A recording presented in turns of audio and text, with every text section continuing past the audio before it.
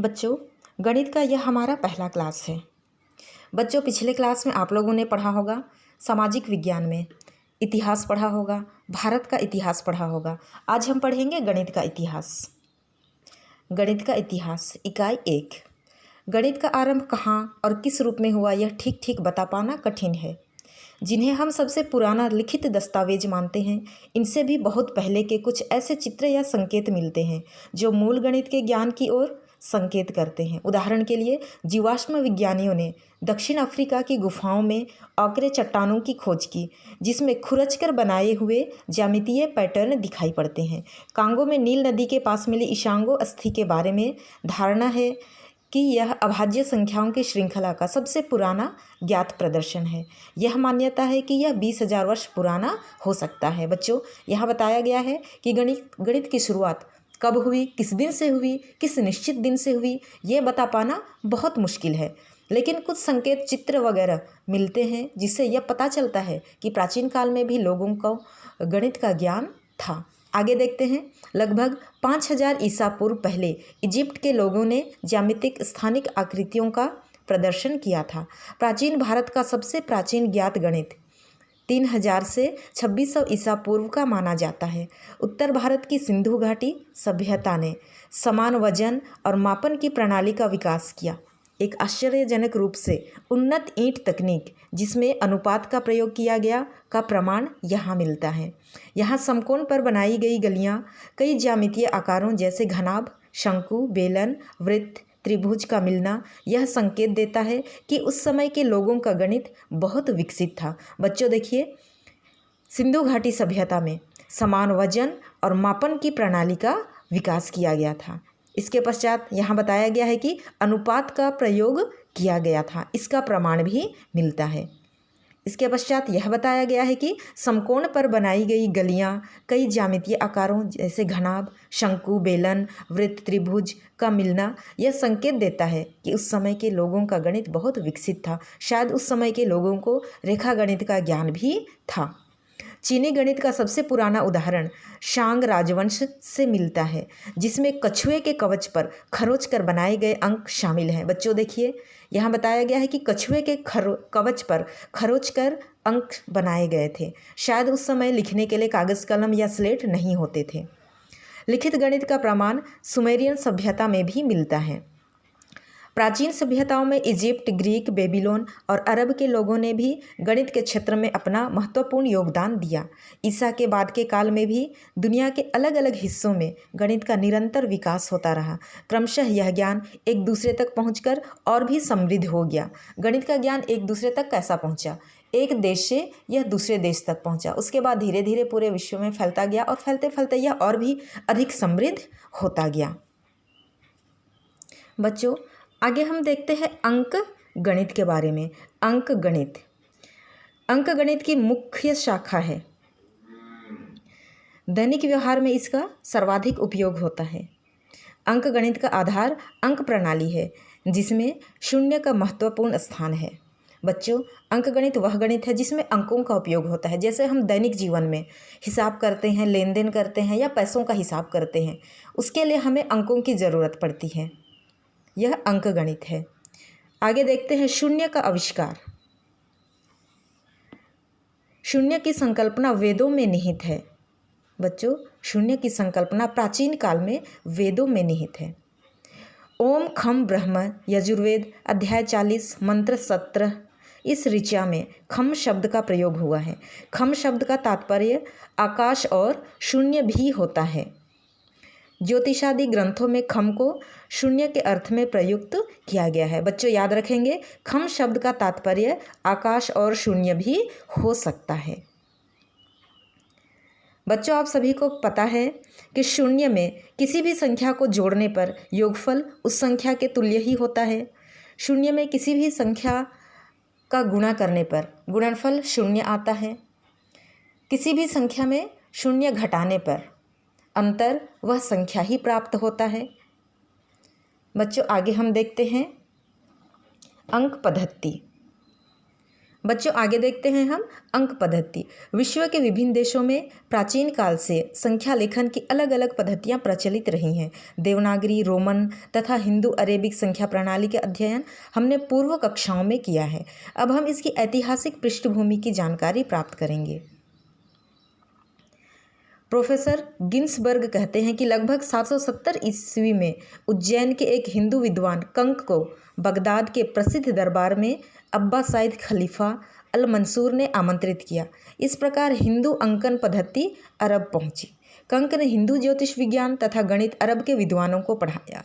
कंक की सहायता से उन्होंने ब्रह्मगुप्त के ब्रह्मस्फुट सिद्धांत का अरबी में अनुवाद किया। ब्रह्मगुप्त के ब्रह्मस्फुट सिद्धांत का अरबी में अनुवाद किया गया। ब्रह्मगुप्त ने लिखा था ब्रह्मस्फुट सिद्धांत। अरब से मिस्र तथा उत्तरी अरब होते हुए भारतीय अंक प्रणाली 11वीं सदी तक पूर्ण रूप से यूरोप पहुंच गई। यूरोप वासियों ने उन्हें अरबी अंक कहा क्योंकि उन्हें ये अंक प्रणाली अरब से मिला था, लेकिन अरब ने उन्हें हिंदू अंक कहा। इन 10 अंकों को अरबवासी हिंदिसा कहते हैं। बच्चों ये 10 अंक हैं 0, 1, 2, 3, 4, 5, 6, 7, 8 और 9। अंक प्रणाली में किसी भी संख्या को इन्हीं 10 अंकों के द्वारा व्यक्त किया जाता है और इसी प्रणाली को अंक प्रणाली कहा जाता है। बच्चों आगे देखते हैं स्थानीय मान।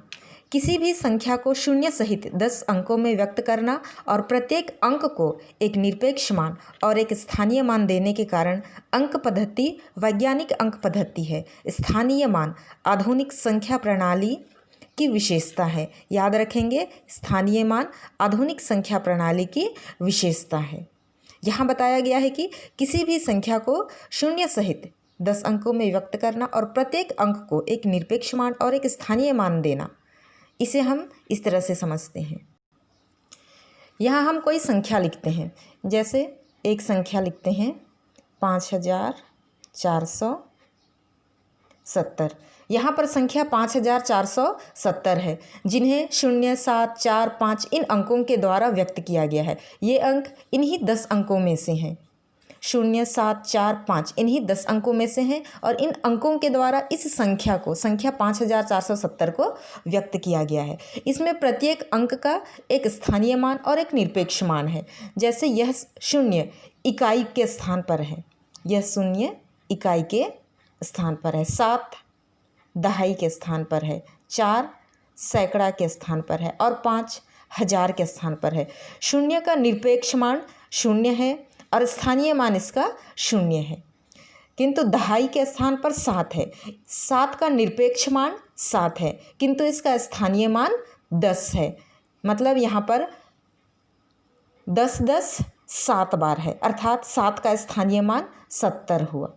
दहाई का अर्थ 10 10 10 7 बार है, 10 10 7 बार 70 होता है, अर्थात 7 का स्थानीय मान 70 है, किंतु 7 का निरपेक्ष मान 7 है। इसी तरह से 4 का निरपेक्ष मान 4 है, किंतु इसका स्थानीय मान 400 है, क्योंकि यह सैकड़े के स्थान पर होता है। सैकड़े का अर्थ होता है 100, सैकड़े के स्थान पर 4 है, अर्थात 100 4 बार है। 100 4 बार का अर्थ 400 होता है, इसलिए इस 4 का निरपेक्ष मान 4 है और इसका स्थानीय मान 400 है। 4 का स्थानीय मान 400 है। इसी तरह से 5 हजार के स्थान पर है, 1000वें स्थान पर है। 5 का निरपेक्ष मान 5 है, किंतु इसका स्थानीय मान 5000 है, क्योंकि यह 1000वें स्थान पर है, अर्थात 1000 1000 1000 5 बार है। 1000 5 बार होता है, तो इसका मतलब होता है कि यह 5000 है। इस तरह से 5 का निरपेक्ष मान 5 है, किंतु इसका स्थानीय मान 5000 है। बच्चों अब आप समझ गए होंगे निरपेक्ष मान और स्थानीय मान। बच्चों आगे बताया गया है, देखिए, फ्रांस के महान गणितज्ञ पियरे लाप्लास ने लिखा है, भारत ने ही हमें प्रत्येक संख्या को 10 अंकों द्वारा व्यक्त करने की अत्यंत उत्तम प्रणाली दी है। दशमलव पद्धति का आधार 10 है, इसी कारण इसे दाशमिक या दशमलव प्रणाली भी कहते हैं। बच्चों, यजुर्वेद संहिता, रामायण तथा उसके बाद के धार्मिक ग्रंथों में 1 से लेकर 10 की घात 53 तक की संख्याओं को अलग अलग नाम दिए गए हैं। 10 की घात 11 हेतु न्यूनतम शब्द का प्रयोग किया जाता था। संख्या 10 की घात 21 हेतु उत्संग शब्द का प्रयोग किया गया है। यजुर्वेद संहिता में 10 की घात 31 हेतु हीलम शब्द का प्रयोग किया गया है। 10 की घात 41 हेतु नित्रवाद्यम शब्द का प्रयोग किया गया है।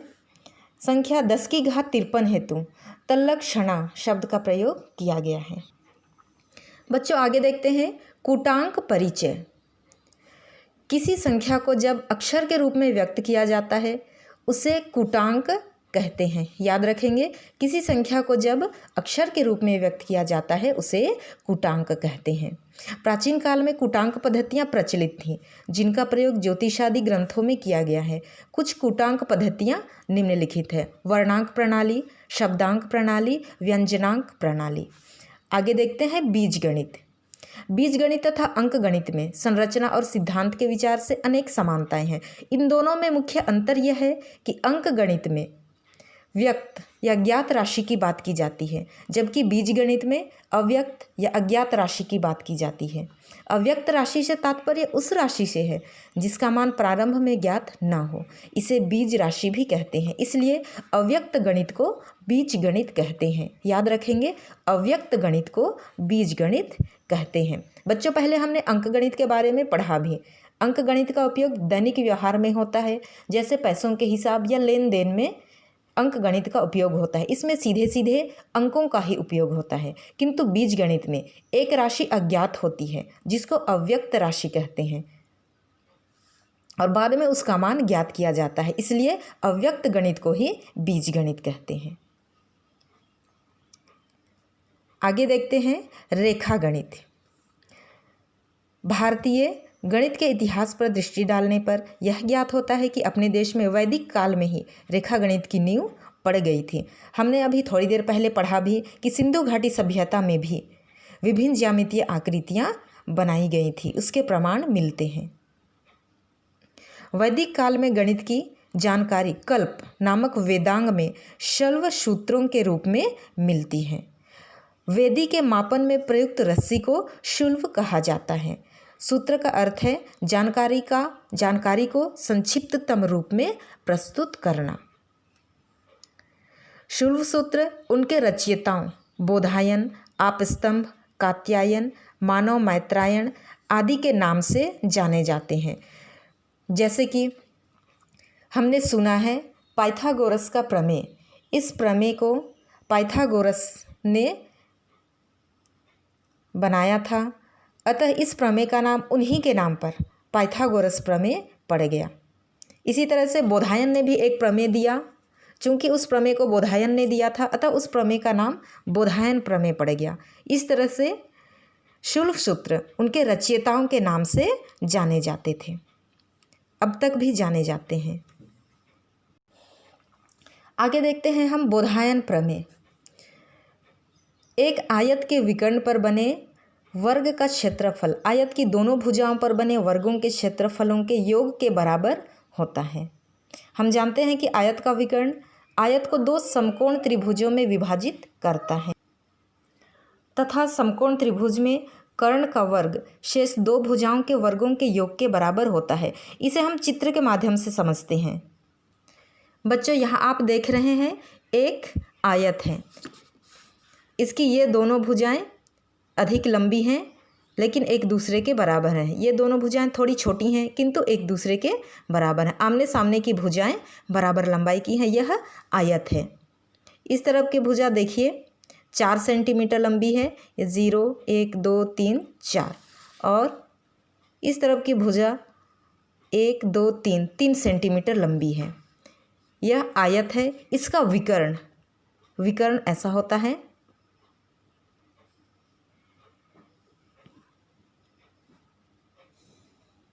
यह विकर्ण खींच दिया हमने।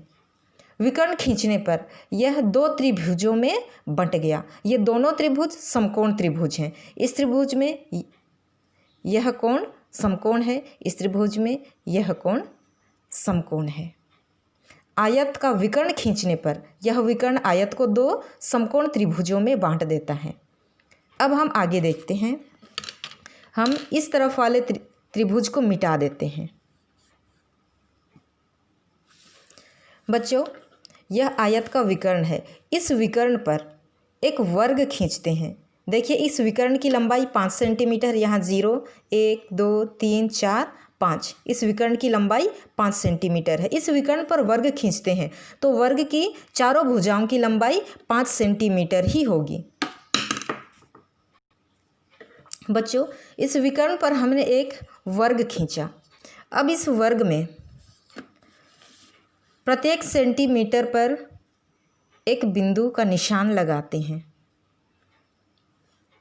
1 सेंटीमीटर की दूरी पर बिंदु का निशान, ये 2 सेंटीमीटर, 3 सेंटीमीटर, 4 सेंटीमीटर और ये 5 सेंटीमीटर। हम इसी तरह से प्रत्येक भुजा में निशान बना देते हैं। इसके बाद हम बिंदुओं को इस तरह से मिला देते हैं। इस तरह से वर्ग बनाते हुए हम बिंदुओं को मिलाते हैं और वर्ग के अंदर बहुत सारे छोटे छोटे वर्ग बन जाएंगे। ये देखिए बच्चों, विकर्ण पर हमने वर्ग खींच लिया और भुजाओं पर 1-1 सेंटीमीटर की दूरी पर निशान लगाकर इस तरह से आकृति बना ली। हम इसी तरह से वर्ग इस भुजा पर भी और इस भुजा पर भी बनाते हैं। बच्चों, इस तरह से हमने बाकी 2 भुजाओं पर भी वर्ग बना लिया।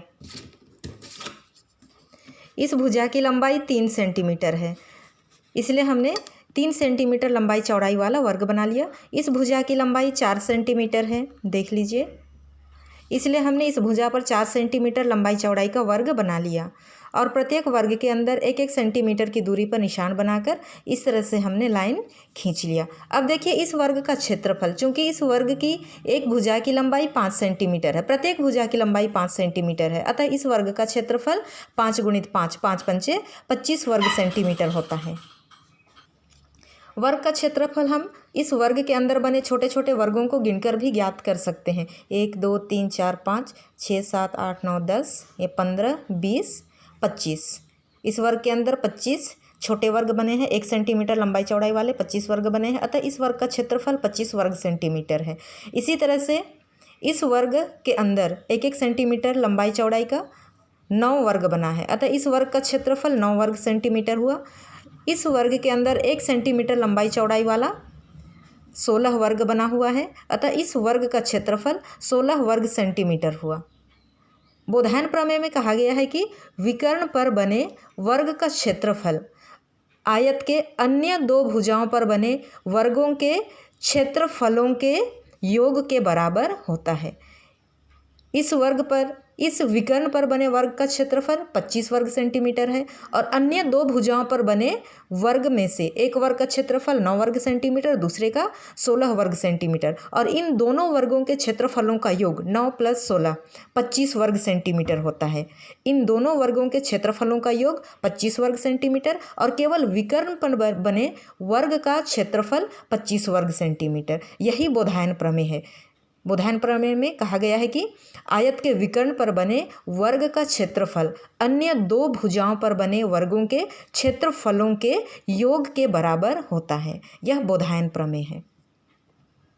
बच्चों, यहाँ पर एक समकोण त्रिभुज देख रहे हैं। समकोण त्रिभुज ABC, कोण B समकोण है।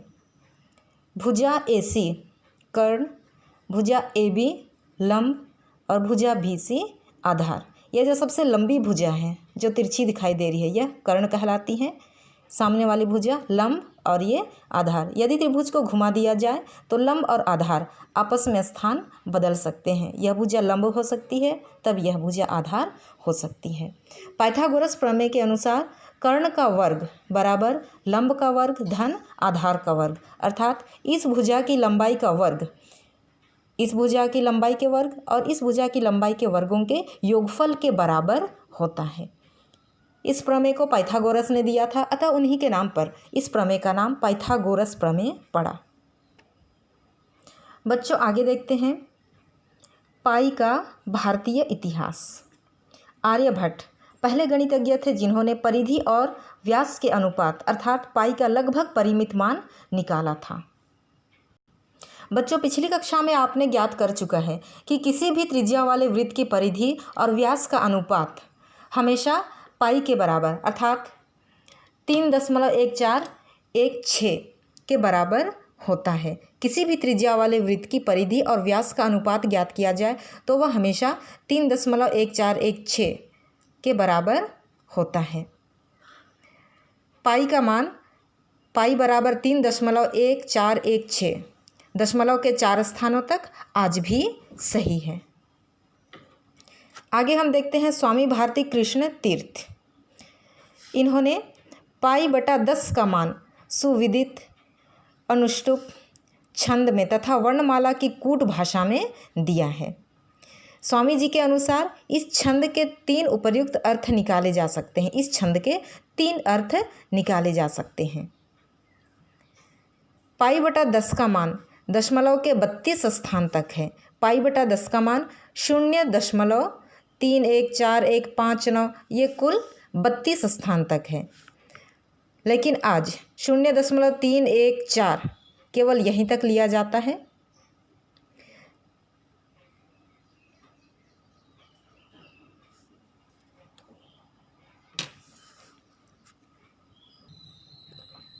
बच्चों, स्वामी भारती कृष्ण तीर्थ ने वैदिक ग्रंथ नामक ग्रंथ की रचना की थी। वैदिक गणित नामक ग्रंथ की रचना की थी। इसमें 16 सूत्र तथा 13 उपसूत्र हैं। याद रखेंगे, वैदिक गणित नामक ग्रंथ की रचना स्वामी भारती कृष्ण तीर्थ ने की थी और इसमें 16 सूत्र तथा 13 उपसूत्र हैं। श्रीनिवास रामानुजन का यूरोप में जो पहला शोध निबंध प्रकाशित हुआ उसका शीर्षक था प्रतिरूपक समीकरण और पाई के सन्निकट मान। उन्होंने पाई के सन्निकट मान के लिए कई सूत्रों की खोज की। आगे देखते हैं त्रिकोणमिति। त्रिकोणमिति गणित की वह शाखा है जिसमें त्रिभुज की भुजाओं और कोणों का संबंध के बारे में अध्ययन किया जाता है। त्रिकोणमिति हम आगे के पाठों में पढ़ेंगे। प्राचीन भारतीय गणितज्ञों आर्यभट्ट, वराहमिहिर तथा ब्रह्मगुप्त आदि का त्रिकोणमिति के क्षेत्र में महत्वपूर्ण योगदान है। बच्चों, आज हमने देखा अंक गणित, जिसमें ज्ञात राशि की बात की जाती है और जिसका उपयोग हम दैनिक व्यवहार में करते हैं। शून्य का आविष्कार। वेदों में खम शब्द का उपयोग किया गया है। खम का अर्थ आकाश या शून्य भी होता है। अंक पद्धति 0, 1, 2, 3, 4, 5, 6, 7, 8, 9 इन 10 अंकों के द्वारा किसी भी संख्या को व्यक्त करने की पद्धति अंक पद्धति कहलाती है। इसके आगे हमने देखा स्थानीय मान। किसी भी संख्या को शून्य सहित 10 अंकों में व्यक्त करना और प्रत्येक अंक को एक निरपेक्ष और एक स्थानीय मान देने के कारण यह अंक पद्धति वैज्ञानिक अंक पद्धति है। स्थानीय मान आधुनिक संख्या प्रणाली की विशेषता है। दशमलव या दाशमिक प्रणाली। फ्रांस के महान गणितज्ञ पियरे लाप्लास ने लिखा है, भारत ने ही हमें प्रत्येक संख्या को 10 अंकों द्वारा व्यक्त करने की अत्यंत उत्तम प्रणाली दी है। दशमलव पद्धति का आधार 10 है, इसी कारण इसे दाशमिक या दशमलव प्रणाली कहते हैं। इसके आगे हमने देखा कि प्राचीन धार्मिक ग्रंथों में 1 से लेकर 10⁻53 तक की संख्याओं का अलग अलग नाम दिया गया है। जैसे कि 10⁻11 के लिए नाम दिया गया है न्यूनतम। 10⁻21 इस संख्या के लिए प्रयोग किया गया है उत्संग शब्द। 10⁻31 के लिए हेतुहीलम नामक शब्द का प्रयोग किया गया है। 10⁻41 के लिए नित्रवाद्यम शब्द का इस्तेमाल किया गया है। 10⁻53 हेतु तलक्षणा शब्द का उपयोग किया गया है। इसके आगे हमने देखा कूटांक परिचय। कूटांक परिचय किसी संख्या को जब अक्षर के रूप में व्यक्त किया जाता है उसे कूटांक कहते हैं। प्राचीन काल में प्रचलित कूटांक पद्धतियाँ निम्न हैं: वर्णांक प्रणाली, शब्दांक प्रणाली, व्यंजनांक प्रणाली। इसके बाद हमने देखा बीजगणित। इसमें अव्यक्त राशि की बात होती है या अज्ञात राशि की बात होती है। अज्ञात राशि का अर्थ है जिसका मान प्रारंभ में ज्ञात न हो। अव्यक्त गणित को ही बीजगणित कहते हैं। बोधायन प्रमेय। आयत के विकर्ण पर बने वर्ग का क्षेत्रफल आयत की दोनों भुजाओं पर बने वर्गों के क्षेत्रफलों के योग के बराबर होता है। पाइथागोरस का प्रमेय, समकोण त्रिभुज में कर्ण का वर्ग शेष दो भुजाओं के वर्गों के योगफल के बराबर होता है। इसके बाद हमने देखा पाई का इतिहास। पाई का मान 3.1416 स्थानों तक जो आज भी प्रचलित है। इसका सबसे पहले प्रयोग आर्यभट्ट ने किया था। पाई के बारे में भास्कराचार्य और भारती कृष्ण तीर्थ ने भी इसकी परिभाषा और इसके बारे में बताया है। पाई बटा 10 का मान 32 अंक तक होता है, ये भारती कृष्ण तीर्थ ने बताया है। भारती कृष्ण तीर्थ ने वैदिक गणित नामक ग्रंथ की रचना की है जिसमें 16 सूत्र और 13 उपसूत्र हैं। बच्चों अब बताइए, सही जोड़ी बनाइए। भारती कृष्ण तीर्थ, वराह मिहिर, ब्रह्मगुप्त, ब्रह्मस्फुट सिद्धांत, वैदिक गणित, पंच सिद्धांत, सही जोड़ी बनाइए। गृह कार्य, बोधायन प्रमेय क्या है? वैदिक ग्रंथ के रचयिता का नाम लिखिए। आधुनिक संख्या प्रणाली की विशेषताएं लिखिए। इन तीनों प्रश्नों का उत्तर आप घर में लिखिएगा।